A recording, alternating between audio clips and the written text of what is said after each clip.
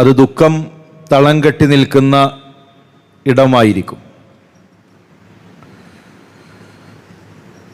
അതുകൊണ്ട് തന്നെ അവിടെ ആര് എന്തു പറഞ്ഞാലും ആ കുടുംബക്കാർ അത് മയ്യത്തിന് ഉപകാരപ്പെടുന്നതാണ് എന്ന് കരുതി അത് ചെയ്തു വരുന്ന രീതിയുണ്ടാകും. ഈ ഒരു അവസ്ഥയെ ചൂഷണം ചെയ്തുകൊണ്ട് ധാരാളം അനാചാരങ്ങൾ മരണാനന്തര കർമ്മങ്ങളുമായി ബന്ധപ്പെട്ട് നമുക്ക് കാണാൻ കഴിയും. മരണമെന്ന് പറഞ്ഞാൽ ഈ ദുനിയാവിൽ നിന്നുള്ള നമ്മുടെ യാത്രയാണ്. ദാറുൽ അമലാണ് ദുനിയാവ്. ഇത് അമലിൻ്റെ ലോകമാണ്. ഇന്നൽ യൗമ അമലുൻ വല ഹിസാബ് വഗദൻ ഹിസാബുൻ വല അമൽ. ദുനിയാവിൽ അമലാണ്, ഹിസാബില്ല, വിചാരണയില്ല. ഈ അമലിൻ്റെ ലോകത്ത് നിന്ന് ബർസഖിലേക്കുള്ള യാത്രയാണ് മരണം. ബർസഖിൽ എത്തിക്കഴിഞ്ഞാൽ പിന്നീട് അമലില്ല. നമ്മൾ ചെയ്ത പ്രവർത്തനങ്ങൾക്കനുസരിച്ചു കൊണ്ടുള്ള അനുഭവങ്ങളാണ് നമ്മളെ കാത്തിരിക്കുന്നത്. അതുകൊണ്ട് തന്നെ പ്രവർത്തിക്കുന്നവർ ഈ ദുനിയാവിൽ പ്രവർത്തിക്കണം. ഒരാൾ മരണപ്പെട്ട് കഴിഞ്ഞാൽ പിന്നീട് ആ മനുഷ്യൻ ഈ ദുനിയാവിലേക്ക് തിരിച്ചു വരികയില്ല. മരണപ്പെടുന്നതോടുകൂടെ ഈ ദുനിയാവുമായുള്ള ബന്ധം കഴിഞ്ഞു. പിന്നീട് ഈ ദുനിയാവിലേക്ക് വരാനോ, ചില ആളുകളൊക്കെ പറയുന്നത് പോലെ ഷെയ്ഖുമാർ അവർ വരും, അവരിടപെടും, അവരറിയും, അവരെ സഹായിക്കും, അങ്ങനെ ഒരു ഏർപ്പാടില്ല. മരണപ്പെട്ട മനുഷ്യൻ പിന്നീട് ഈ ദുനിയാവിലേക്ക് തിരിച്ചു വരികയില്ല. വമിൻ വറാഇഹിം ബർസഖുൻ ഇലാ യൗമി യുബ്അസൂൻ. മറയിടപ്പെട്ടു കഴിഞ്ഞു. ബർസഖിലേക്ക് നമ്മൾ പ്രവേശിച്ചു കഴിഞ്ഞു. ദുനിയാവിൽ നിന്ന് മരണപ്പെട്ട മനുഷ്യന് മറയിട്ടു. അതുകൊണ്ട് തന്നെ പിന്നീട് അവർ ദുനിയാവിലേക്ക് തിരിച്ചു വരികയില്ല. ഇത് അടിസ്ഥാനപരമായി നമ്മൾ മനസ്സിലാക്കണം. മറ്റൊരു വിഷയം, ധാരാളം ആചാരങ്ങൾ മയ്യത്തിന് ഉപകാരപ്പെടും, മരണപ്പെട്ട വ്യക്തിക്ക് ഉപകാരപ്പെടും എന്ന പേരിൽ നാട്ടിൽ നടന്നുകൊണ്ടിരിക്കുന്നുണ്ട്. ഒരാൾ മരണപ്പെട്ട് കഴിഞ്ഞാൽ ആ മയ്യത്ത് എടുക്കുന്നതുവരെ പരിശുദ്ധ ഖുർആൻ ആളുകൾ ആ മയ്യത്തിൻ്റെ അരികിലിരുന്നു കൊണ്ട് ഖുർആൻ പാരായണം ചെയ്യുകയാണ്. 70,000 ദിക്റുകൾ, 1000 തവണ സൂറത്തുൽ ഇഖ്ലാസ്, 1000 തവണ സൂറത്തുൽ ഫാത്തിഹ. അതുപോലെ തന്നെ അവിടെ പങ്കാളികളായ ആളുകളെല്ലാം ഒരു 100 സൂറത്തുൽ ഇഖ്ലാസ് അദ്ദേഹത്തിന് വേണ്ടി പാരായണം ചെയ്യുക.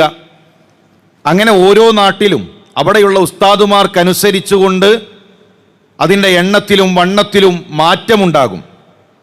പല രൂപത്തിലുള്ള ആചാരങ്ങളാണ് ഓരോ നാട്ടിലും നടന്നുകൊണ്ടിരിക്കുന്നത്. യഥാർത്ഥത്തിൽ പ്രവാചകൻ സല്ലല്ലാഹു അലൈഹി വസല്ലം തങ്ങളോ സ്വഹാബാക്കളോ അങ്ങനെ ഒരു ചര്യ നമുക്ക് കാണിച്ചു നൽകിയിട്ടില്ല. റസൂലുള്ളാഹി സല്ലല്ലാഹു അലൈഹി വസല്ലം വീട്ടിൽ മരണം നടന്നിട്ടുണ്ട്. ഫാത്തിമ റളിയല്ലാഹു തആല അൻഹ അല്ലാത്ത മക്കളെല്ലാം അള്ളാഹുവിൻ്റെ റസൂൽ ജീവിച്ചിരിക്കുമ്പോഴാണ് മരണപ്പെടുന്നത്. ഏതെങ്കിലും ഒരു മകൻ്റെ മരണ ദിവസം അങ്ങനെ ഒരു ഖുർആൻ പാരായണം അള്ളാഹുവിൻ്റെ റസൂൽ കാണിച്ചു നൽകിയിട്ടില്ല. മൻ അമില അമലൻ ലൈസ അലൈഹി അംറുന ഫഹുവ റദ്ദുൻ. നമ്മുടെ കൽപ്പനയില്ലാത്തൊരു കാര്യം ഒരാൾ ദീനിൽ പ്രവർത്തിക്കുകയാണ് എങ്കിൽ അത് തള്ളിക്കളയേണ്ടതാണ് എന്നാണ് പ്രവാചകൻ സല്ലല്ലാഹു അലൈഹി വസല്ലം തങ്ങൾ പഠിപ്പിക്കുന്നത്. അതുകൊണ്ട് തന്നെ അത്തരം ആചാരങ്ങളുമായി നമ്മളെ സംബന്ധിച്ചിടത്തോളം ഒരു വിധത്തിലും ഇടപെടുക സാധ്യമല്ല. ചില ആളുകൾ പറയും, ഇതാ ഉമ്മാനോട് സ്നേഹമില്ല, ഇതൊക്കെ ചെയ്യലാണ് മാതാപിതാക്കളോടുള്ള സ്നേഹം എന്നാണ് മനസ്സിലാക്കിയിട്ടുള്ളത്.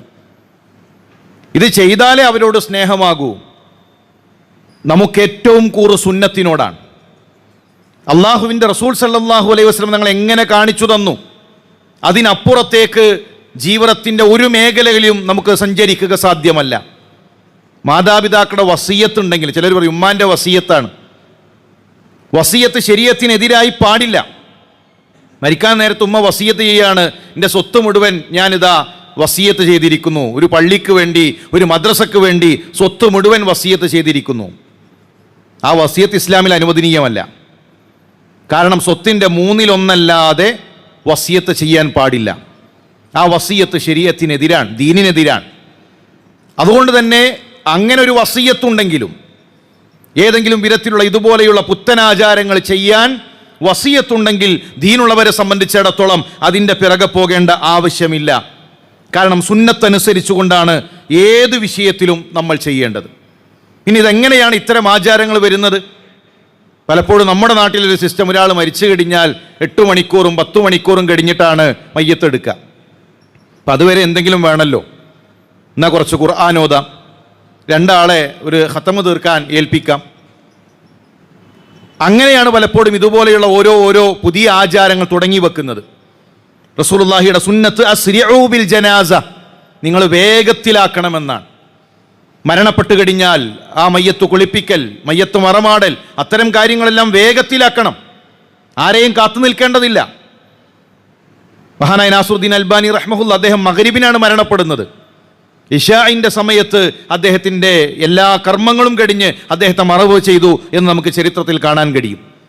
അതുപോലെ തന്നെ എവിടെയാണോ മരണപ്പെട്ടത് അവിടെയാണ് മറവ് ചെയ്യേണ്ടത്. മഹാനായ ജാബിർ റളിയല്ലാഹു തആല അൻഹുവിൻ്റെ ഉപ്പയും അമ്മാവനും 2 പേരും ഉഹദിൽ ഷഹീദായി. 2 പേരും ഉഹദിൽ ഷഹീദായി. ഉമ്മയും ഉഹദിലുണ്ട്. ഉമ്മ ഉഹദിൽ മുസ്ലിമീങ്ങളെ സഹായിക്കാൻ വേണ്ടി അവരും യുദ്ധഭൂമിയിലുണ്ട്. ഒരു ഒട്ടകപ്പുറത്ത് 2 മയ്യത്തും ചുമന്ന് മദീനയിലേക്ക് വരുമ്പോഴാണ് സ്വഹാബികൾ ചോദിക്കുന്നത്, എവിടേക്കാണ് പോകുന്നത്? മദീനയിലേക്കാണ് പോകുന്നത്. എന്തിന്? മറവ് ചെയ്യാൻ. ഇത് അല്ലാഹുവിൻ്റെ റസൂലിൻ്റെ സുന്നത്തിനെതിരല്ലേ? ഒരാൾ എവിടെയാണോ മരണപ്പെട്ടത് അവിടെയാണ് മറവ് ചെയ്യേണ്ടത് എന്ന് പറഞ്ഞപ്പോൾ ഉടനെ അവർ ഉഹദിലേക്ക് തിരിച്ചു പോവുകയും അവിടെ മറവ് ചെയ്യുകയും ചെയ്തു എന്ന് നമുക്ക് ചരിത്രത്തിൽ കാണാൻ കഴിയും. അപ്പോൾ മയ്യത്ത് ഒരാൾ മരണപ്പെട്ട് കഴിഞ്ഞാൽ എത്രയും വേഗത്തിൽ ആ കർമ്മങ്ങൾ ചെയ്യുക. അതിനിടയിൽ അവിടെ ഒരു ഖുർആൻ പാരായണമോ, അവിടെ ആളുകൾ കൂടി ഒരു പ്രത്യേക പ്രാർത്ഥനയോ, ഏതെങ്കിലും സൂറത്തുകൾ പ്രത്യേക എണ്ണം നിശ്ചയിച്ചുകൊണ്ടുള്ള ചൊല്ലലോ അതൊന്നും സ്ഥിരപ്പെട്ടിട്ടില്ല. അതുപോലെ ജാഹിലിയത്തിൽ ഉണ്ടായിരുന്നൊരു ഏർപ്പാടാണ്, ഒരാൾ മരണപ്പെട്ട് കഴിഞ്ഞാൽ അവിടെ മരണം വിളിച്ചു പറയുന്ന ചില ആളുകളുണ്ട്. അവരെ ടെൻഡർ ഏൽപ്പിക്കും. അവരൊട്ടകപ്പുറത്ത് മദീനയിലേക്ക് വരും. പട്ടണത്തിലേക്ക് വന്ന് ആദ്യം ഈ മനുഷ്യൻ അയാളുടെ മരണവാർത്ത ഉച്ചത്തിൽ അറിയിക്കും. അതിനുശേഷം ഒട്ടകപ്പുറത്തിരുന്നു കൊണ്ട് ഇവർ കരയാൻ തുടങ്ങും. ആളുകളുടെ സമ്പത്തിനും അവരുടെ തറവാടിനും അനുസരിച്ചുകൊണ്ട് ഈ ഒട്ടകങ്ങളുടെ എണ്ണം കൂടും. 10 ഒട്ടകവും 15 ഒട്ടകവും അങ്ങനെ എണ്ണപ്പെരുപ്പം ഉണ്ടായിരിക്കും. ആ കരയുന്ന ദിവസത്തിൻ്റെയും നീളം കൂടും. വലിയ തറവാടി മരിച്ചാൽ 1, 2, 3, 4 ദിവസം അവർ കരഞ്ഞുകൊണ്ടേയിരിക്കും. ആ കാലഘട്ടത്തിലുണ്ടായിരുന്ന മയ്യത്ത് ഒരാൾ മരണപ്പെട്ട് കഴിഞ്ഞാൽ അറിയിക്കുന്ന രീതിയായിരുന്നു. അതിനോട് സമാനമായ രൂപത്തിൽ നമ്മുടെ നാട്ടിലും മരണവാർത്ത അറിയിക്കുന്ന രീതിയുണ്ട്. മരിച്ചു കഴിഞ്ഞാൽ ആദ്യം പോകുന്നത് തൊട്ടടുത്തുള്ള സൗണ്ട് സിസ്റ്റമുള്ള അത്തരം ഷോപ്പുകളിലേക്ക് ചെന്നുകൊണ്ടാണ് ഒരാളെ ഏൽപ്പിക്കാൻ, ഒരു വാഹനം ഏൽപ്പിച്ച് റൂട്ട് മാപ്പ് കൊടുക്കാൻ. ഇന്ന റൂട്ടുകളിലൊക്കെ എത്തണം, ഏറ്റവും നല്ല സൗണ്ട് വേണം, നന്നായി അനൗൺസ് ചെയ്യാൻ പറ്റുന്ന ഒരാൾ വേണം. എന്നിട്ട് വ്യസന സമേതം ഞങ്ങൾ മരണവാർത്ത അറിയിക്കുന്നു എന്ന് പറഞ്ഞ് നാട് നീളെ മരണവാർത്ത വിളിച്ചു പറയുന്ന രീതി അത് സുന്നത്തിനോട് യോജിച്ചതല്ല. എന്നാൽ ഒരാൾ മരണപ്പെട്ടത് അറിയിക്കാം, ഒരു പ്രത്യേകമായ രീതി, ആ ജാഹിലിയ രീതിയെ ഓർമ്മിപ്പിക്കുന്ന രൂപത്തിൽ അങ്ങാടികളിലൂടെ വഴിയോരങ്ങളിലൂടെ മുഴുവൻ മരണവാർത്ത വിളിച്ചു പറയുന്ന രീതി ശരിയല്ല. എന്നാൽ മഹാനായ പ്രവാചകൻ സല്ലല്ലാഹു അലൈഹി വസല്ലം നജ്ജാശി മരണപ്പെട്ടു, സ്വഹാബികളെ വിളിച്ചുകൊണ്ട് അറിയിച്ചു, നിങ്ങളുടെ സഹോദരനായ ഒരാൾ അബസീനിയയിൽ, എത്യോപ്യയിൽ മരണപ്പെട്ടിട്ടുണ്ട്. പള്ളി അടിച്ചുവായിരുന്നൊരു സ്ത്രീ, അവർ മരണപ്പെട്ടു. റസൂലുള്ളാഹി ചോദിച്ചു, എന്തേ നിങ്ങൾ അറിയിക്കാതിരുന്നത്? നമുക്ക് പരസ്പരം മരണവാർത്തകൾ അറിയിക്കാം എന്നതല്ലാതെ പ്രത്യേകമായി വാഹനമെടുത്ത് സൗണ്ട് സിസ്റ്റം എടുത്തുകൊണ്ട് അങ്ങാടികളിലൂടെ മരണവാർത്ത വിളിച്ചു പറഞ്ഞു പോകുന്ന രീതി, അത് പണ്ഡിതന്മാർ അതിനെ എതിർത്തിട്ടുള്ളതാണ് എന്ന് നമുക്ക് കാണാൻ കഴിയും. അതുപോലെ തന്നെ മയ്യത്ത് കുളിപ്പിക്കലും മയ്യത്ത് ആ മറവ് ചെയ്യലും അതിലൊക്കെ ഒരുപാട് കെട്ടിക്കൊടുക്കുകൾ ഇന്ന് പലപ്പോഴും ആളുകൾ ഉണ്ടാക്കിയിട്ടുണ്ട്. അതൊക്കെ ശരിയായാലേ മയ്യത്ത് കുളിപ്പിക്കൽ ശരിയാകൂ എന്ന രൂപത്തിലാണ് ആളുകൾ മനസ്സിലാക്കിയിട്ടുള്ളത്. ശരീരം മുഴുവൻ ആ വെള്ളം തട്ടിയാൽ അതിൻ്റെ നിർബന്ധ ബാധ്യത കഴിഞ്ഞു. നമ്മൾ ജനാബത്ത് കുളിക്കുകയാണെങ്കിൽ തന്നെ ഒരു ജനാബത്ത് കുളിയിൽ ഒരാൾ ഷവർ തുറന്ന് അതിൻ്റെ താഴെ നിന്നു, ഞാൻ ജനാബത്തിൽ നിന്ന് ശുദ്ധിയാകുന്നു എന്ന നിയ്യത്തിൽ അയാളുടെ ശരീരം മുഴുവൻ നനഞ്ഞു കഴിഞ്ഞാൽ നിർബന്ധമായ ജനാബത്ത് കുളി കഴിഞ്ഞു, അയാൾ ജനാബത്തിൽ നിന്ന് ശുദ്ധിയായി. എന്നാൽ അതിൻ്റെ ഒരു കാമിലായ പൂർണ്ണമായ രൂപം അത് റസൂലുള്ളാഹിയിൽ ഹദീസുകൾ നമുക്ക് വേറെയും കാണാൻ കഴിയും. അതിൻ്റെ അർത്ഥം അങ്ങനെ ചെയ്താൽ മാത്രമേ ശുദ്ധിയാകൂ എന്നല്ല. മയ്യത്ത് കുളിപ്പിക്കുന്ന വിഷയത്തിലും അങ്ങനെ തന്നെയാണ്. മുഴുവൻ ഭാഗങ്ങളിൽ വെള്ളം തട്ടിക്കഴിഞ്ഞാൽ അത് ഗുസ്ൽ കുളിയായി കഴിഞ്ഞു, കുളിയായി പരിഗണിക്കും. അതുപോലെ തന്നെ മറവ് ചെയ്യുന്നതിലും മഹാനായ മുസ്അബ് റളിയല്ലാഹു തആല അൻഹു റസൂലുള്ളാഹി എങ്ങനെയാണ് മറവ് ചെയ്തത്? എടുത്തൊരു തുണി മാത്രമാണുള്ളത്, ധരിച്ച ഒരു തുണി മാത്രമാണുള്ളത്. തുണി തികയാതെ വന്നപ്പോൾ ഇതാ പുല്ല് കെട്ടി, ബാക്കി ഭാഗം നിങ്ങൾ കാലിൽ പുല്ല് കെട്ടിയിട്ട് മറവ് ചെയ്യണം എന്നാണ് പ്രവാചകൻ സല്ലല്ലാഹു അലൈഹി വസല്ലം തങ്ങൾ പഠിപ്പിച്ചത്. ഇൻഷാ അല്ലാഹ് അതിൻ്റെ വിശദമായ രൂപങ്ങൾ നമുക്ക് മനസ്സിലാക്കാം.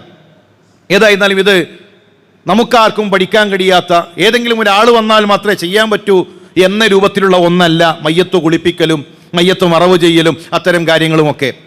ഒരാൾ മാത്രമുണ്ടെങ്കിൽ മയ്യത്ത് കുളിപ്പിക്കാൻ കഴിയും, മയ്യത്ത് മറവ് ചെയ്യാൻ കഴിയും, മയ്യത്ത് നമസ്കാരം എന്ന ബാധ്യതയും കൂടും. അല്ലാതെ ഇത് ഒരുപാട് ആളുകൾ ചേർന്ന് ഒരുപാട് സങ്കീർണതകൾ, കുറേ പിന്നെ കലം വേണം, ഒന്നിൽ ചുടുവെള്ളം വേണം, ഒന്നിൽ കർപ്പൂരം വേണം, ഇതെല്ലാം കൂടെ വെച്ച് എങ്കിലേ മയ്യത്ത് കുളിപ്പിക്കലാകൂ എന്നാണ് പലപ്പോഴും ആളുകൾ ധരിച്ചിട്ടുള്ളത്. ചുടുവെള്ളം അത് പ്രത്യേകം സുന്നത്തായി ഹദീസുകൾ വന്നതൊന്നുമല്ല. നമ്മുടെ ശരീരത്തിൽ ചളി കെട്ടിപ്പിടിച്ചിട്ടുണ്ടെങ്കിൽ ആ ചളി പോകാനാണ് ചുടുവെള്ളം ഉപയോഗിക്കുന്നത്. അല്ലെങ്കിൽ നമ്മുടെ ശരീരം കുറച്ച് കഴിഞ്ഞാൽ തണുത്തുറച്ചു പോകും, അപ്പോൾ മയ്യത്ത് കുളിപ്പിക്കുമ്പോൾ പ്രയാസമായിരിക്കും. ആ ശരീരഭാഗങ്ങൾ അത് കുറച്ചൊന്ന് നിവർന്ന് കിട്ടാൻ അതിനാണ് ചുടുവെള്ളം ഉപയോഗിക്കുന്നത്. ഇത് ഞാൻ പറഞ്ഞതുപോലെ നമുക്കെല്ലാവർക്കും പഠിക്കാൻ കഴിയുന്ന, ചെയ്യാൻ കഴിയുന്ന കാര്യങ്ങളാണ്. അതുപോലെ തന്നെ ഒരാൾ മരണപ്പെട്ട് കഴിഞ്ഞാൽ ഖബറിലേക്ക് ഇറക്കി വെക്കുമ്പോൾ ചില ഉസ്താദുമാർ വരും, എന്നിട്ട് ആ മീസാൻ കല്ലിൻ്റെ അരികിലിരുന്നു കൊണ്ട് പിന്നീട് ഉത്തരം പറഞ്ഞു കൊടുക്കുന്ന ഏർപ്പാട്, തെൽക്കീൻ ചൊല്ലി കൊടുക്കുക എന്നാണ് നമ്മുടെ നാട്ടിൽ പറയാം.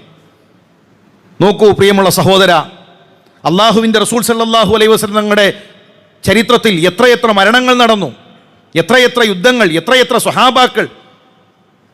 ആ റസൂലുള്ളാഹിക്ക് സ്വഹാബാക്കളോട് സ്നേഹമുണ്ടായിരുന്നില്ലേ? അവിടെ എവിടെയെങ്കിലും ഇങ്ങനെ ഒരു ഏർപ്പാടുണ്ടോ?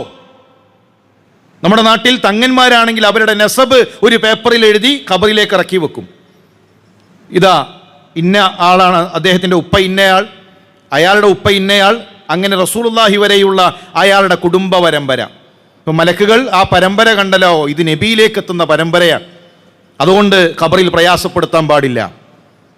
ത്വരീഖത്തുകാരാണെങ്കിൽ ഇന്ന ഷെയ്ഖ്, ആ ഷെയ്ഖിൻ്റെ ഷെയ്ഖ് ഇന്നയാൾ, അവസാനം ഇതാ മുഹിയുദ്ദീൻ ഷെയ്ഖ് വരെ, റിഫായി ഷെയ്ഖ് വരെയുള്ള പരമ്പര എഴുതി അത് ഖബറിലേക്ക് വെക്കും. ഇതാണ് ത്വരീഖത്തിൻ്റെ ഏർപ്പാട്. സാധാരണക്കാരനാണെങ്കിൽ മരിച്ചു കഴിഞ്ഞാൽ ഖബറിൻ്റെ അരികിൽ വന്നിട്ട് ഉത്തരം പറഞ്ഞു കൊടുക്കാൻ. എന്താണ് നമ്മൾ ഖബറിനെ പറ്റി മനസ്സിലാക്കിയിട്ടുള്ളത്? റസൂലുള്ളാഹി സ്വല്ലല്ലാഹു അലൈഹി വസല്ലം തങ്ങൾ മിമ്പറിൽ ഖുത്ബ നടത്തുന്നു, വിഷയം ഖബറാണ്. ഖുത്ബ കഴിഞ്ഞ് സ്വഹാബാക്കൾ തിരിച്ചു പോകുന്നില്ല, സ്വഹാബാക്കൾ അവിടെ ഇരിക്കുന്നു. കാരണം ഖബറിൻ്റെ ഭീകരതയാലോചിച്ച്, ഖബറിൻ്റെ പ്രയാസമാലോചിച്ച് തിരിച്ചവർക്ക് അവരുടെ കുടുംബത്തിലേക്ക് മടങ്ങാനുള്ള ചിത്രം പോലും, ചിന്തകൾ പോലും അവരുടെ മനസ്സിലില്ല. അത്ര ഭീകരമാണ് ഖബർ. അതേതെങ്കിലും ഒരു കോപ്പിയടി കൊണ്ട്, ഒരു പേപ്പർ നോക്കി അങ്ങനെ രക്ഷപ്പെടാൻ കഴിയുന്നതാണ് എന്ന് നമ്മൾ മനസ്സിലാക്കി വെക്കരുത്. അതുപോലെ റസൂലുള്ളാഹി സ്വല്ലല്ലാഹു അലൈഹി വസല്ലം 5 കാര്യങ്ങൾ ഖബറുമായി ബന്ധപ്പെട്ട് വിരോധിച്ചതുണ്ട്. ഇതെല്ലാം നമ്മുടെ നാട്ടിലുണ്ട്. റസൂലുള്ളാഹി വിരോധിച്ചതെല്ലാം നമ്മുടെ നാട്ടിൽ തകൃതിയായി നടന്നുകൊണ്ടിരിക്കുന്നു. നഹാ റസൂലുള്ളാഹി അൻ യുജസ്സസൽ ഖബർ, അല്ലാഹുവിൻ്റെ റസൂൽ ഖബറിൽ കുമ്മായമിടൽ അല്ലാഹുവിൻ്റെ റസൂൽ വിരോധിച്ചു. ഖബറിൽ കുമ്മായമിടരുത്. ഖബർ കെട്ടിപ്പൊക്കി പച്ച പൂശി, ചിലയിടങ്ങളിൽ ചുവന്ന നിറം പൂശി, പല വർണ്ണങ്ങൾ പൂശി, അതിന് മുകളിൽ പട്ട് വിരിച്ച് എത്രയെത്ര ഖബറുകളാണ് നമ്മുടെ നാട്ടിൽ.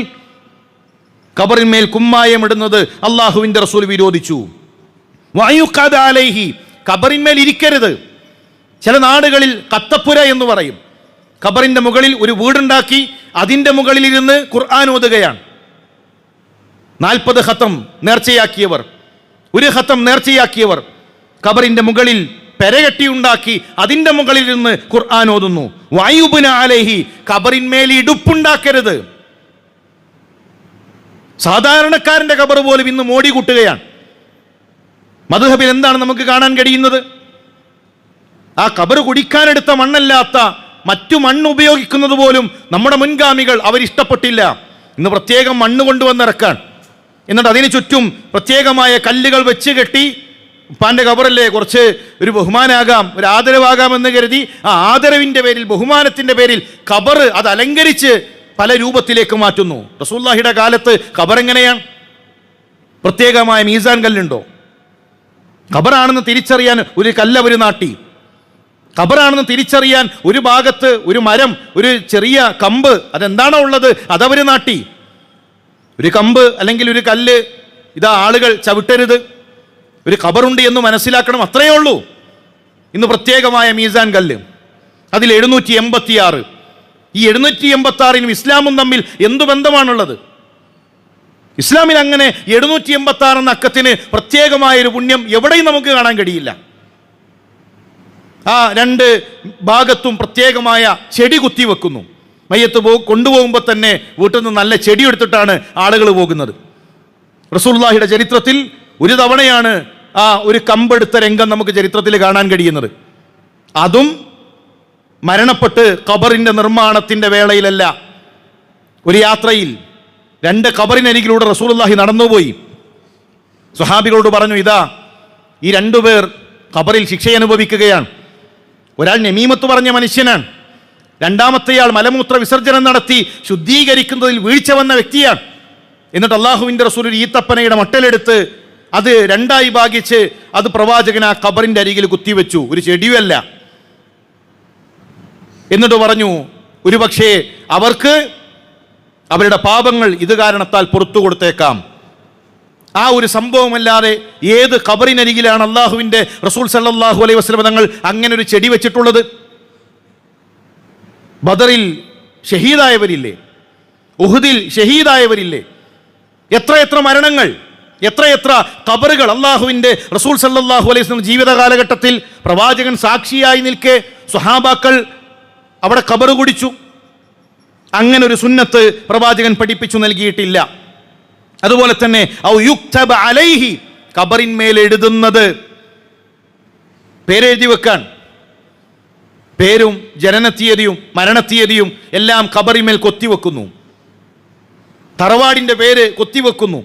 ഒരു ചന്ദ്രക്കല, ഒരു നക്ഷത്രം, ഇതൊക്കെ ആരാണ് നമ്മളെ പഠിപ്പിച്ചത്? അള്ളാഹുവിൻ്റെ റസൂൽ ശക്തമായി വിരോധിച്ച കാര്യങ്ങളാണ്.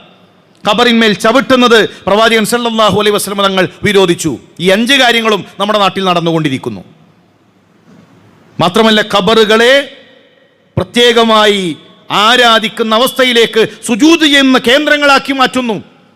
അള്ളാഹുവിൻ്റെ റസൂൽ പറഞ്ഞു, ഇന്ന മിൻ ശിറാറിന്നാസ്, ലോകത്തുള്ള മുഴുവൻ മനുഷ്യരിലും ഏറ്റവും ഷർറായവർ, ഈ തലമുറകൾ മുഴുവൻ എടുത്താൽ അതിലെ ഏറ്റവും ഷർറായവർ മയ്യുദിരികുഹു സ്സാഅ വഹും അഹ്യ, ലോകാവസാനം സംഭവിക്കുമ്പോൾ ജീവിച്ചിരിക്കുന്നവരാണ്. ഓരോ തലമുറയും അപകടങ്ങളിലേക്കാണ് പോവുക.